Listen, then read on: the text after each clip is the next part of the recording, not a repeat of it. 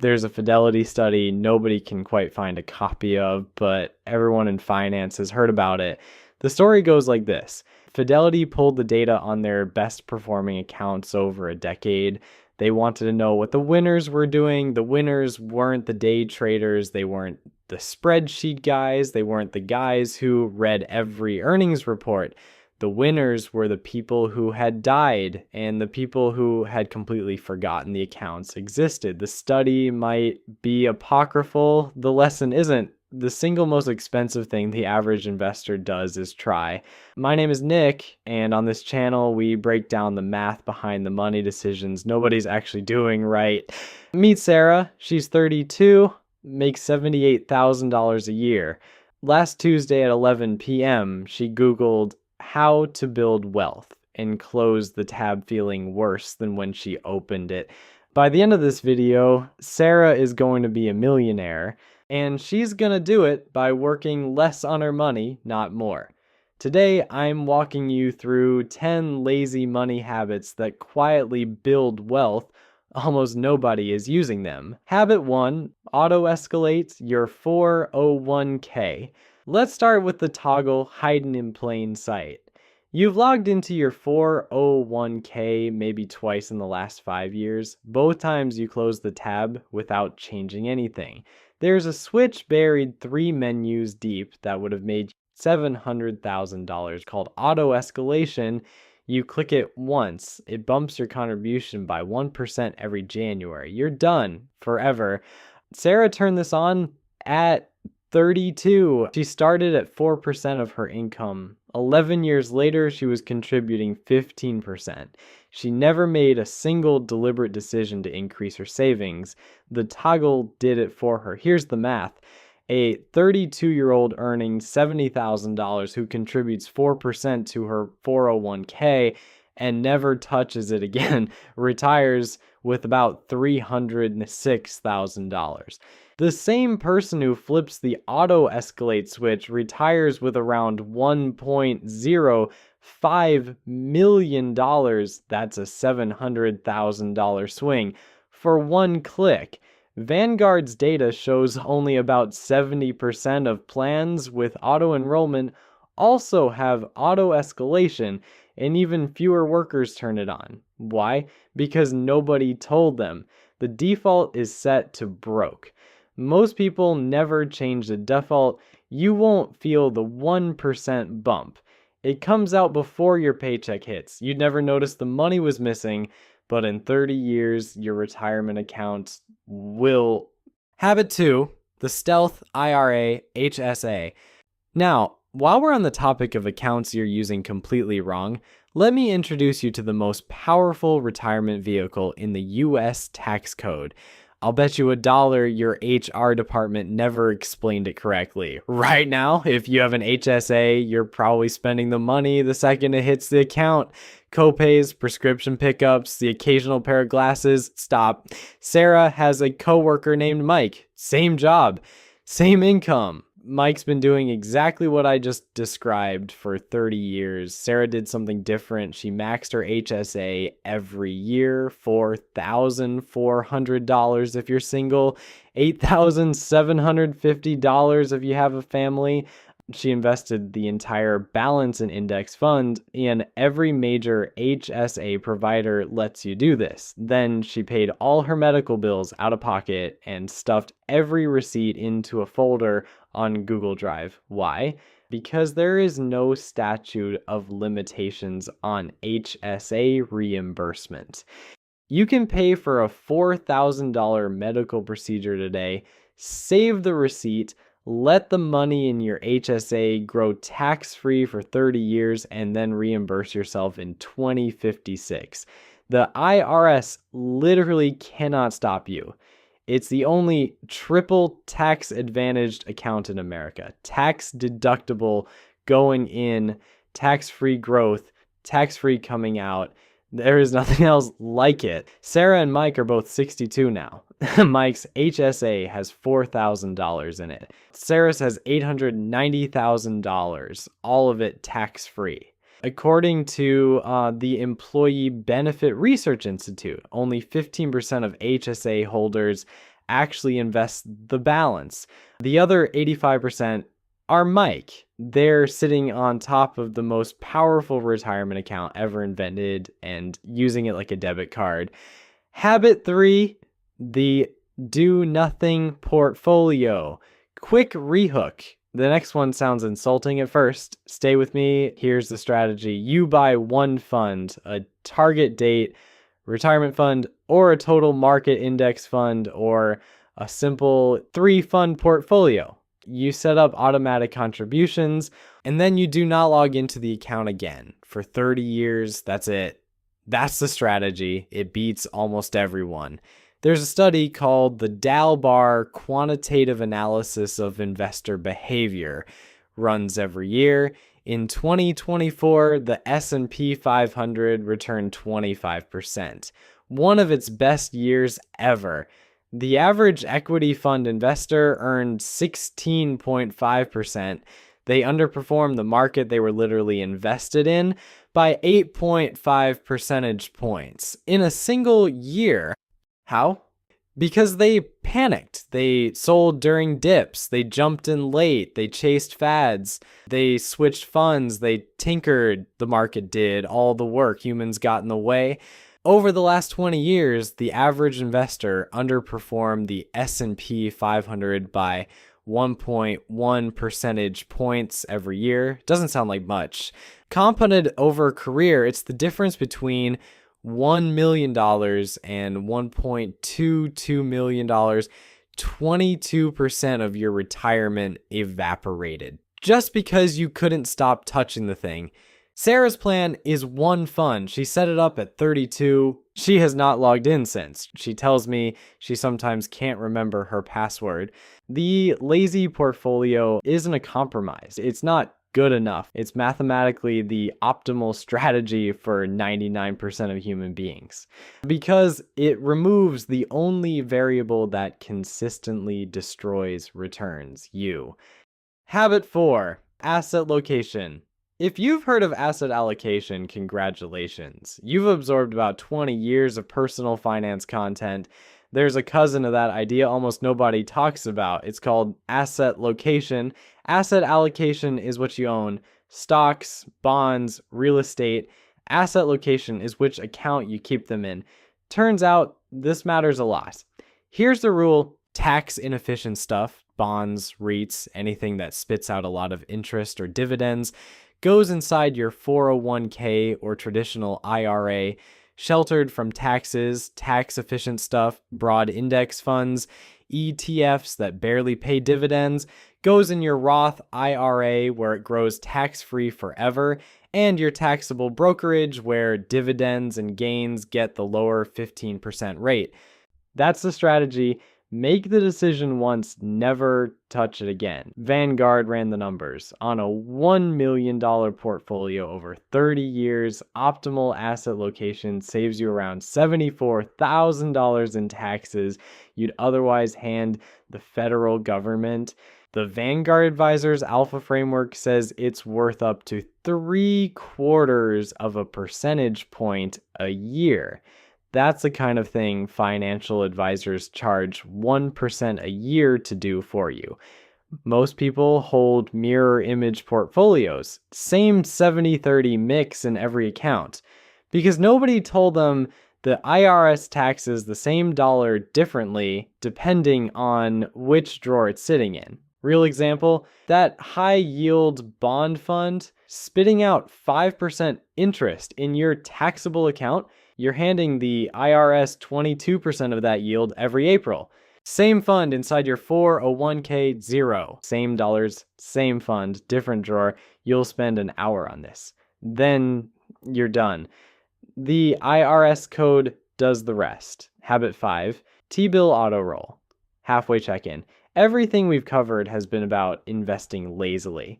Let's talk about saving lazily, because there is a generational scam happening in American banking, and most people don't know they're the victim. You probably have an emergency fund sitting at Chase or Bank of America right now earning 0.01%.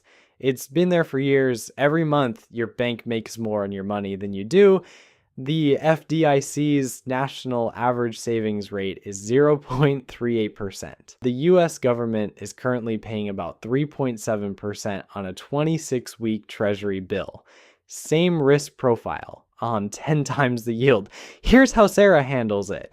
She opened a free account at treasurydirect.gov, bought a 26-week T-bill, checked one box that said auto reinvest. Every 6 months, the government takes the money, rolls it into a new bill, pays her the next round of interest forever without her input.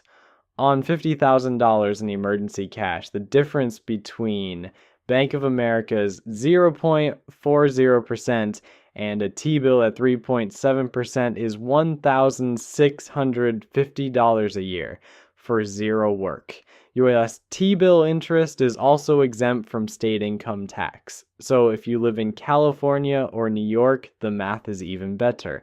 I-bonds work similarly, currently paying 4.03%, backed by the US government, state tax-free, designed to beat inflation automatically. If your emergency fund is sitting at a big bank earning nothing, you are not saving. You are tipping a multi-billion-dollar institution for the privilege of holding your cash. The default is set to broke. Change the default. Habit 6, the 529 to Roth rollover. If you're still here, you're already in the top 5% of people who will actually do something with this. The next 4 habits are where the real money hides. This one is so new, your accountant might not know about it yet. In December 2022, Congress quietly passed a law called Secure 2.0. Buried inside was a provision that became active in January 2024. It solves the biggest problem with 529 college savings accounts. What happens if your kid doesn't use all the money? For decades, the answer was pay a 10% penalty plus taxes to get it out. So parents underfunded 529s out of fear. Now, you can roll up to $35,000 of leftover 529 money directly into the kid's Roth IRA. No penalty, no taxes, limited to the annual Roth IRA contribution amount each year. Here's why this is insane. Roth IRAs have income limits. If your kid grows up to be a software engineer making $200,000, she's locked out of contributing to a Roth. But this rollover, no income limit. None. You can fund a Roth IRA for a high-earning adult child who otherwise couldn't touch one. Run the numbers. $35,000 dropped into a 22-year-old's Roth IRA. Never another contribution. 7% returns until she's 65. That account becomes $617,000, tax-free forever. You filled out one form. The kid will retire with most of $1 million. The 529 has to be 15 years old. The contributions you're rolling have to be 5 years old. So if you have young kids and no 529 yet, opening one just to start the 15-year clock might be the highest leverage thing you do this year, even with $50 in it. Habit 7, direct indexing. Now we get into the stuff that used to be reserved for rich people, and isn't anymore. Here's how a normal index fund works. You buy VOO. You own all 500 companies in the S&P 500 in one neat bundle. End of story. Here's how direct indexing works. The platform buys all 500 individual stocks for you. You still own the S&P 500. Same exposure. But now there's a little robot watching every single position. Whenever any individual stock dips below what you paid for it, the robot sells it, immediately buys a similar stock to keep your exposure intact, and banks the loss. That loss can offset capital gains elsewhere in your life, a stock sale, the sale of a business, a real estate deal, or up to $3,000 of your regular income every single year. You do nothing. The robot does everything.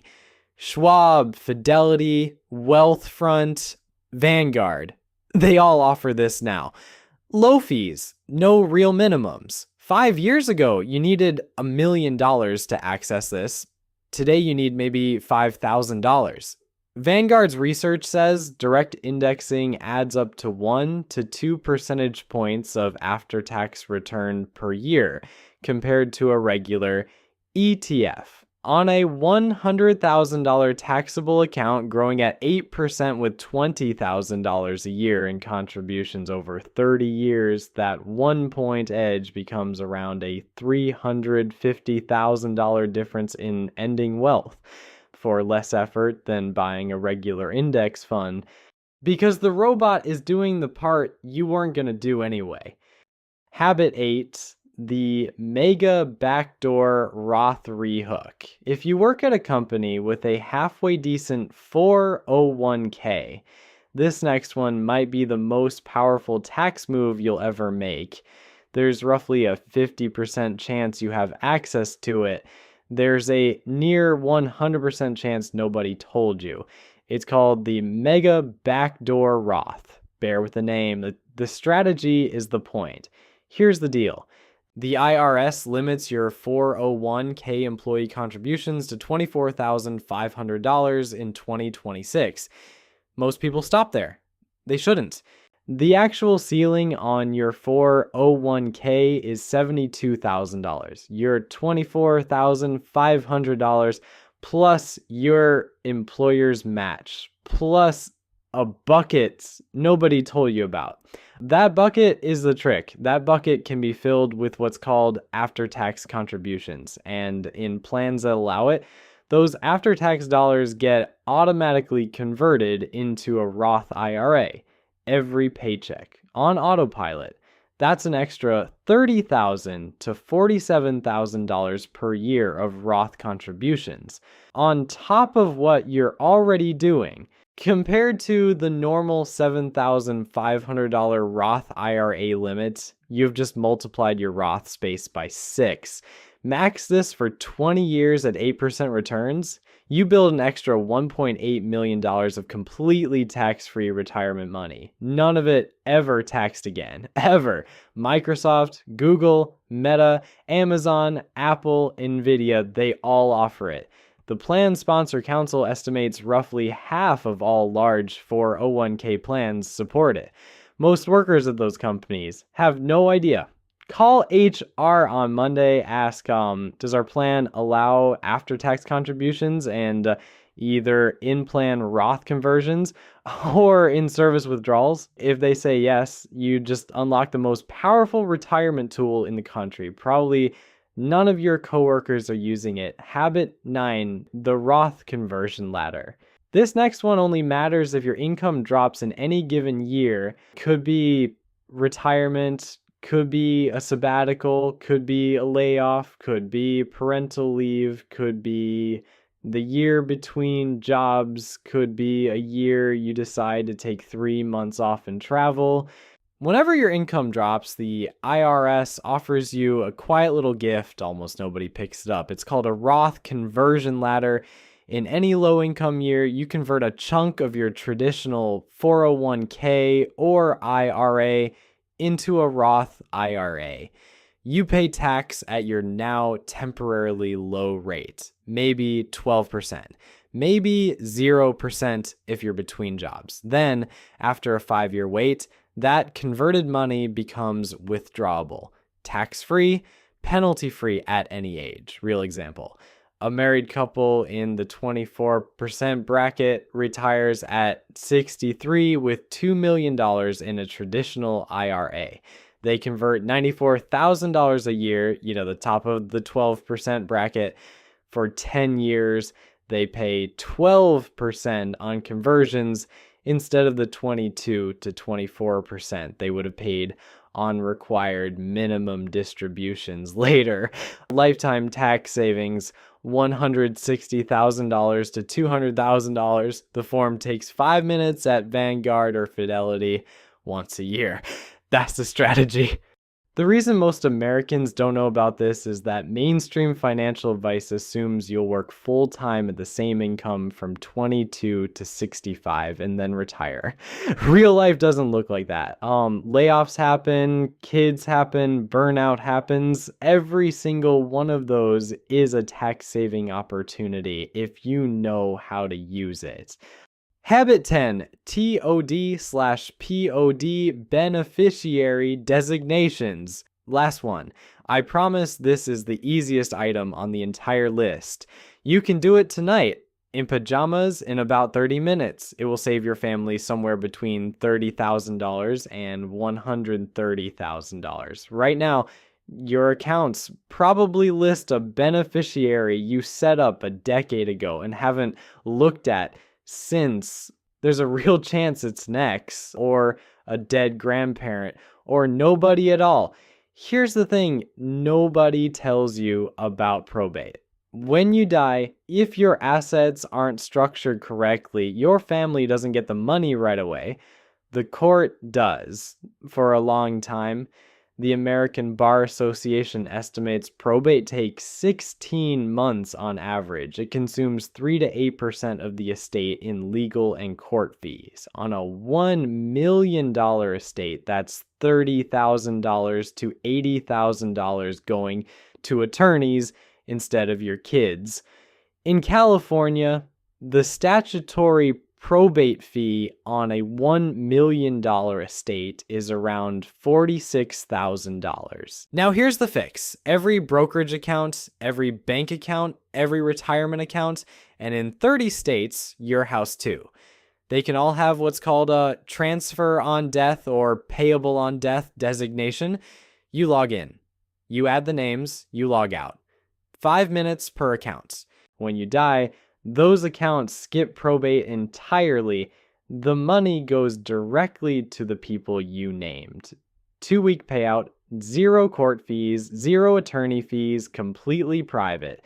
2/3 of American adults don't have a will. The number who have updated their TOD designations across every account is even smaller. This is the only item on this list that requires 0 investing knowledge, 0 math, and 0 risk. It might be the highest impact 30 minutes of your financial life. For the people you love, let's zoom out for a second. If you walk away remembering one thing, let it be this. The wealthiest Americans aren't the smartest. They're not the most disciplined. They're not even the highest earners. They're the most automated. Every strategy we covered today shares one trait. Once it's set up, it runs without you. No willpower, no spreadsheets, no Sunday night portfolio rebalancing, no financial podcasts, no anxiety. That's the part that messes with people's heads, because we've been sold a story that wealth requires effort, sophistication, constant attention. The data says the opposite. The data says wealth requires you to stop touching things. Dalbar, Barber, and Odeon, Vanguard, they all agree. The single most expensive thing the average investor does is trying. Remember Sarah? She's 62 now. She didn't outsmart anyone. She didn't read more books than you. She didn't have a higher income or a smarter advisor. She just turned on a few toggles in her 30s and went back to her actual life. That's the whole game. So here's your homework. Pick one, just one. Don't try to do all 10 this weekend. That's not lazy. That's a different flavor of busy. Open a tab. Pick the easiest one for your situation. Probably auto-escalation or TOD designations. Spend 30 minutes setting it up tonight. Then close the tab. Walk away. Go watch TV. Go on a walk. Do anything other than check your accounts. The default is set to broke. Change the default. The money will figure itself out from there.